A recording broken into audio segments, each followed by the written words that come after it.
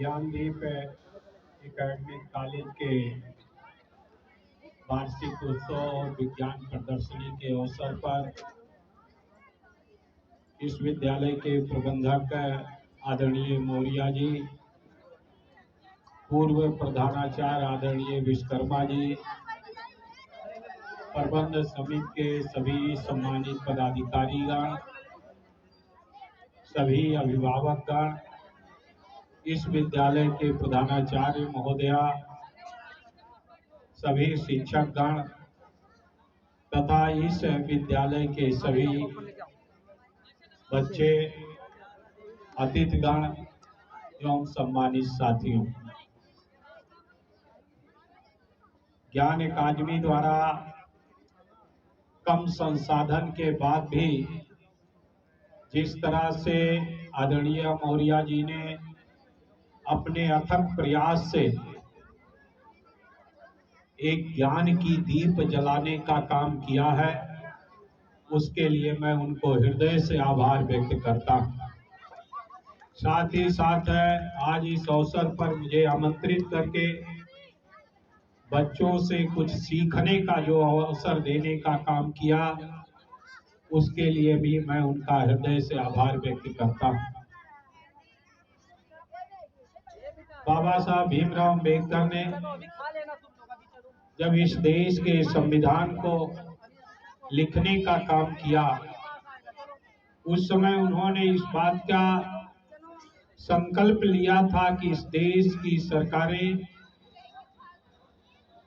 शिक्षा को मुफ्त करने का काम करेंगी और इसीलिए हमारे देश में कक्षा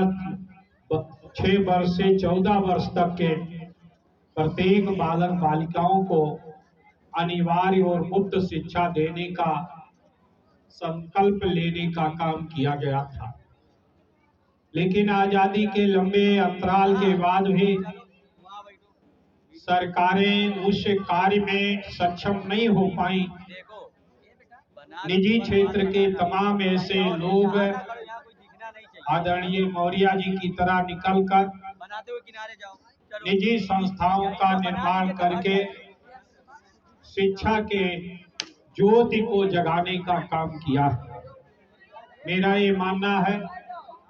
कि शिक्षित समाज ही देश के उत्थान में महत्वपूर्ण भूमिका निभा सकता है और इसीलिए इस देश में ज्योतिबा फूले जी ने सबसे पहले इस बात को समझा और उन्होंने विशेष रूप से जब भारत में नारी को शिक्षा देने से परहेज किया जाता था, वंचित रखने का काम किया जाता था, ऐसे समय में ज्योतिबा फूले जी ने संघर्ष किया, स्वयं अपनी पत्नी को शिक्षित करके और नारी शिक्षा का सूत्रपात करने का काम किया। हम निश्चित रूप से सावित्रीबाई फूले जिन्होंने नारी शिक्षा के प्रथम शिक्षिका बनकर एक महत्वपूर्ण भूमिका निभाने का काम किया, उनको हमें याद करने की आवश्यकता है। और मैं आज सभी लोगों से निवेदन करना चाहता हूं कि मां सरस्वती के साथ साथ हमें सावित्रीबाई फूले की तस्वीर को अवश्य हर जगह लगाकर उनसे प्रेरणा लेने की जरूरत है। मेरा ये मानना है कि हमें हमारे बच्चों ने विज्ञान के माध्यम से बहुत कुछ करके दिखाने का काम किया और इस विद्यालय की प्रेरणा से जो उनका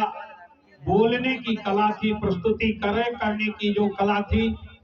उसमें भी एक बालिका ने अद्वितीय रोल निभाने का काम किया, जिसकी हम भूरी भूरी प्रशंसा करते हैं। लेकिन हमें जहां हम विज्ञान की तमाम बातों को देखते हैं, उसके बाद भी हम अंधविश्वास में जकड़े रहते हैं। शिक्षा का मतलब अंधविश्वास से ऊपर उठकर हम विज्ञान की तरफ बढ़ने का काम करेंगे और हमें खुशी होगी जब इस दिशा में हम अंधविश्वास को तोड़ने का काम कर लें और विशेषकर मैं माताओं बहनों से निवेदन करना चाहता हूं कि हमें अपने देश के तमाम उन महान पुरुषों से, तमाम महान नायिकाओं से, जिन्होंने विज्ञान के माध्यम से देश की तरक्की का रास्ता दिखाने का काम किया, विशेष रूप से सावित्रीबाई फुले के माध्यम से उनसे प्रेरणा लेकर हम अंधविश्वास से अपने को अलग करने का काम करें। यही देश की सबसे बड़ी सेवा होगी। बाबा साहब भीमराव अम्बेडकर ने जब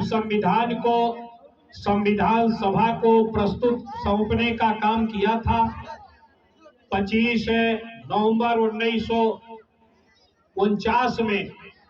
उन्होंने अपना जो अंतिम भाषण संविधान सभा में देने का काम किया था,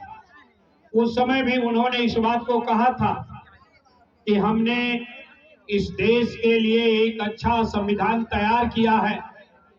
लेकिन संविधान अच्छा हो इससे देश का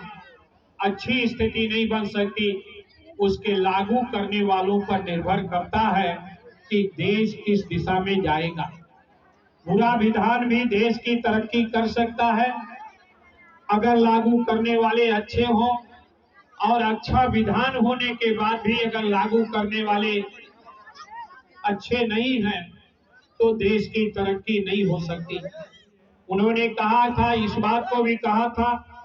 कि हमने बड़े बलिदानों के बाद इस देश की आजादी पाई है। मैं इस बात से चिंतित रहता हूं कि क्या इतिहास फिर से